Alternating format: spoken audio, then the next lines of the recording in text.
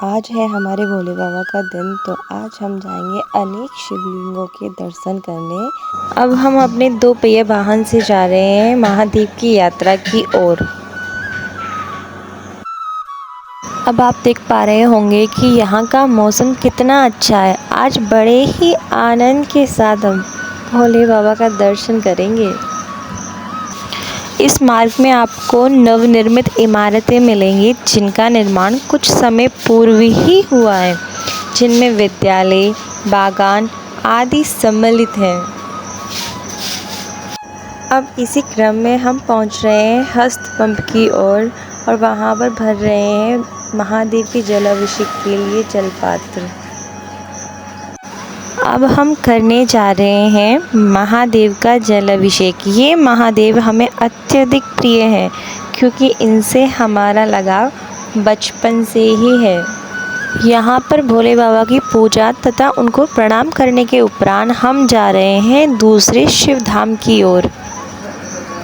इस मार्ग में कई दुकानें तथा एक अग्रणी महाविद्यालय स्थित है, जहाँ अनेकों छात्र छात्राएं अपना अध्ययन का कार्य पूर्ण करते हैं।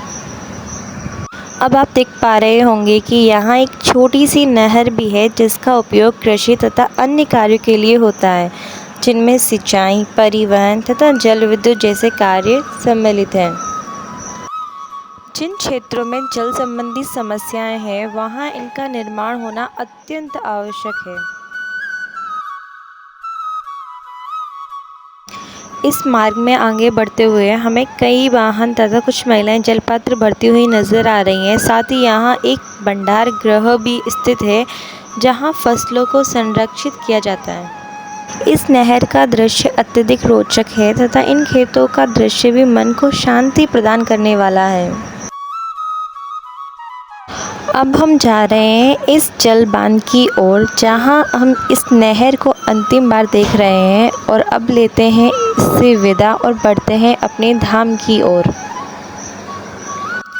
जैसे ही हम थोड़ा आगे बढ़ रहे हैं तो हमें कुछ वाहन नज़र आ रहे हैं। यह भी उस धाम के प्रतीक हैं, जो कि अपनी यात्रा को पूर्ण करने का प्रयास कर रहे हैं। इसी मार्ग में और आगे बढ़ते हुए हमें कुछ घर नज़र आ रहे हैं, जो कि यहाँ के रहवासियों के हैं। पास में ही खेत है, जिनमें फसलों की कटाई का कार्य पूर्ण हो चुका है। अब हम देख पा रहे हैं कि कुछ महिलाएं अपने खेतों की ओर जा रही हैं। उनके पीछे पीछे उनका बालक भी दौड़ लगाकर उनके समीप जाने का प्रयास कर रहा है। यहाँ का जो दृश्य है वो आपको बड़े बड़े महानगरों में नहीं मिलेगा। जो सुकून और आनंद इन ग्रामीण इलाकों में है, वो कहीं भी नहीं है। शिवजी के जिस धाम के हम दर्शन करने जा रहे हैं, वहाँ इसी दिन हर साल मेला लगता है। यहाँ पर ये वाहन की कतारें इसी चीज़ का प्रमाण है कि यहाँ पर श्रद्धालु कितनी दूर दूर से दर्शन करने के लिए आते हैं। अब हम जा रहे हैं मंदिर की ओर। यहाँ पास में ही एक छोटे छोटे शिवलिंगों की दुकान लगी हुई है। यह एक छोटी सी जलधारा है, जो नदी की सहायता से बहती रहती है। अब हम जलपात्र भरने के बाद करने जा रहे हैं शिव परिवार की पूजा। इसके बाद हम भोले बाबा की स्तुति कर रहे हैं।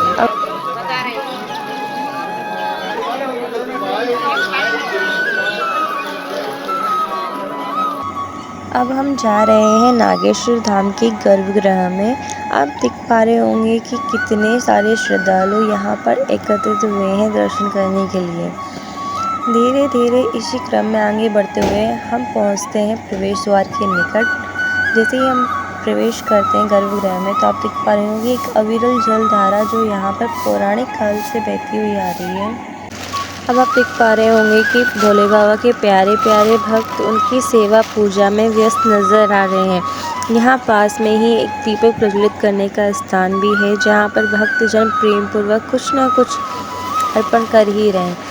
इसी क्रम में हम करते हैं हमारे दिव्य सरकार श्री नागेश्वर बाबा के दर्शन। अब आप देख पा रहे होंगे कि सभी भक्तजन कितनी आत्मीयता से भोले बाबा को प्रसन्न करने में लगे हुए हैं। अब हम हमारे भोले बाबा को हाथों से जल अर्पित कर रहे हैं। यह हमारे जीवन का प्रथम ऐसा क्षण है, जब हम किसी जल पात्र की उपेक्षा करके हाथों से जल अर्पित कर रहे हैं। अब हम हमारे भोले बाबा तथा उनके परिवार से ले रहे हैं आशीर्वाद। यहाँ पास में ही एक विप्रजन है जिनसे हम लगवा रहे हैं तिलक। अब हम भोले बाबा के दर्शन कर जा रहे हैं आगे की यात्रा की ओर। अब इस दिव्य धाम से निकलकर पास में ही एक यज्ञशाला है, वहाँ यज्ञदेव को प्रणाम कर तिलक लगा रहे हैं। यहाँ थोड़ी निकट ही शिव स्थान है जहाँ पर भी ले रहे हैं उनका आशीर्वाद। यहाँ थोड़ी दूरी पर एक हनुमान जी तथा जलकुंड। यहाँ के पौराणिक शिलालेख तथा मूर्तियों के दर्शन कर हम अर्पित कर रहे हैं तुलसी माता को जल तथा उनका आशीर्वाद लेने के बाद हम जा रहे हैं एक और शिव मंदिर पर।